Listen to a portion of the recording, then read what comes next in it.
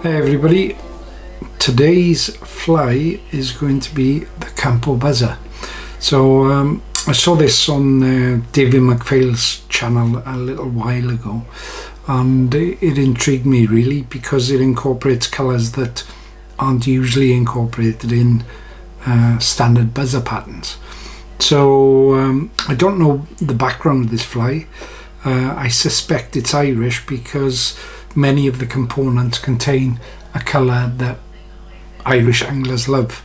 In addition to that, I have seen a number of reports in Trout and Salmon detailing catches on the Irish Midlands lochs related to the Campo buzzer. So before we tie then, let's discuss the dressing. So once again, hook sizes are 10s, 12s. The tie-in silk is black in 6/0.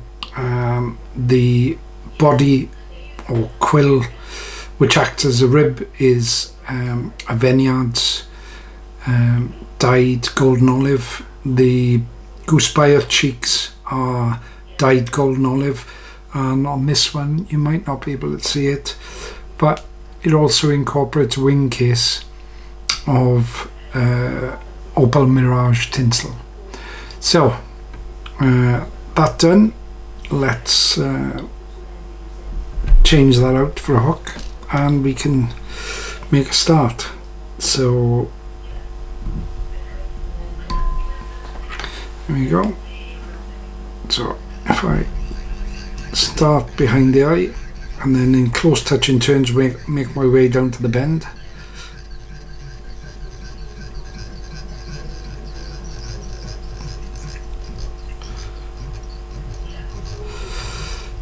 Gets tight down there and you don't want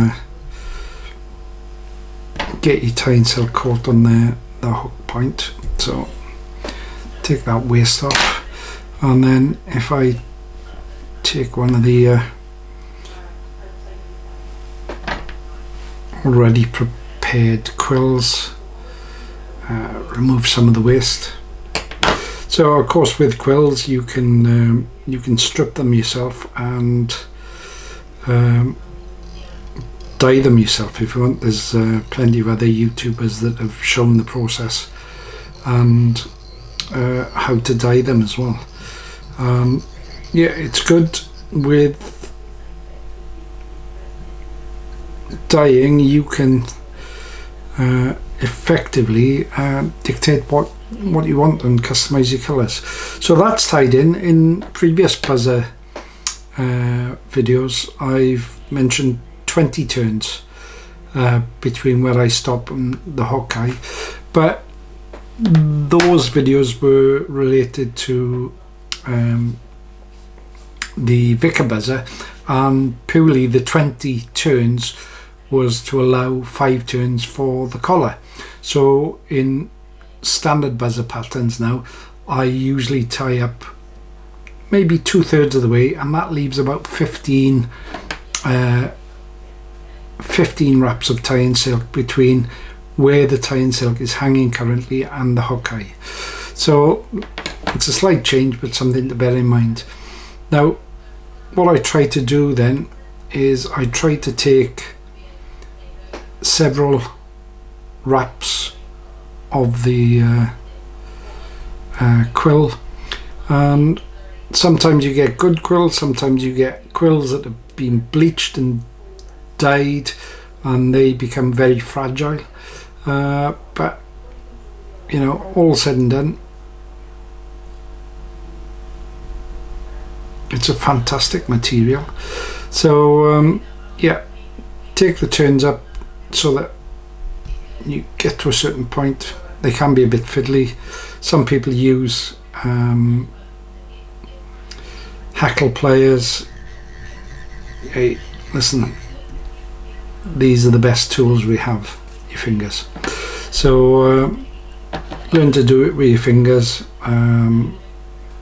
You can use the tools ad infinitum. So I wrap from there to the eye to incorporate that quill, and then go back down to the tie-in or tie-off point, and then once again back up. Okay, I'm starting to form the thorax already. Then if I grab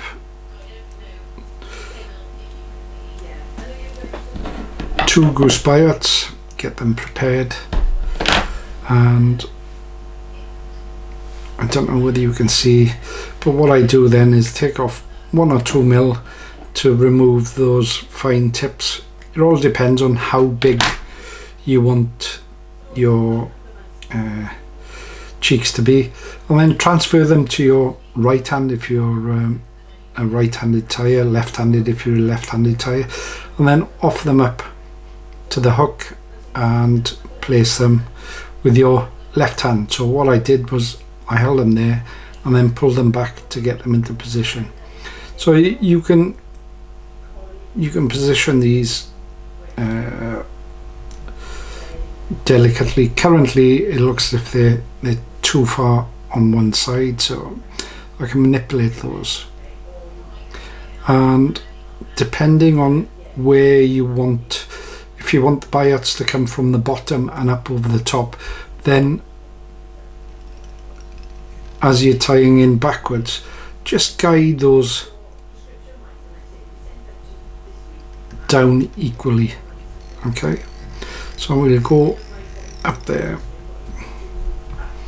and it looks as if they're fairly equal and where I want them. Okay, and then on the way back down we take a couple of turns, 2, 3, 4, and then position our Mirage tinsel, and once again pull that into place and continue tying to the eye. Okay, so once I'm at the eye, pull the Mirage tinsel forward, quick pinch and loop, and that'll keep it in place. Pull it backwards to lock it off. There we go. And then just snip the waste off. Now with the biots, just push them forward and grasp them so that they're just above the eye, and once again in between your fingers, back under and pull upwards, and what you should see is that the biots come together above the eye, and then a minor reposition to get them equidistant, and we're away. So I take quite a few wraps there, then pull them back, and I quite like a big head on my buzzers as well, on this style of buzzer anyway, and I tend not to rip them off because I've had bad experiences in that it's pulled the whole biot out. So if I can get in, and then it remains to be just tidy up and finish off with a whip finish. Okay, 3-turn whip finish, because we're going to be coating this in UV resin shortly anyway, so that'll help secure any loose components or any loose materials. So if we start at the thorax, just get this sorted, get my bobbin,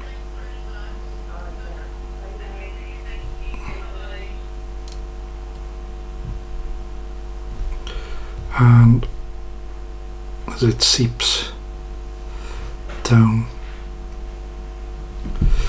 we can just maneuver it and spread it about.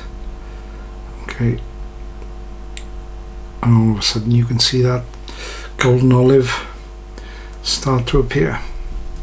So I'm going to go underneath now add the final touches. So we don't want to swamp it in resin. We just want to cover it in resin, because you can always finish off with a coating of nail varnish or Sally Hansen hard as nails, or whatever your preferred thing is. You can even add a second coating of UV resin if you wish. So let's just get that sorted, and it's just about done. So what I'll do is give it a last spin to take a look, and it looks as if there's a bit too much there. I'm just being finicky here, but give it a quick spin and then get the UV torch onto it just to finish it off.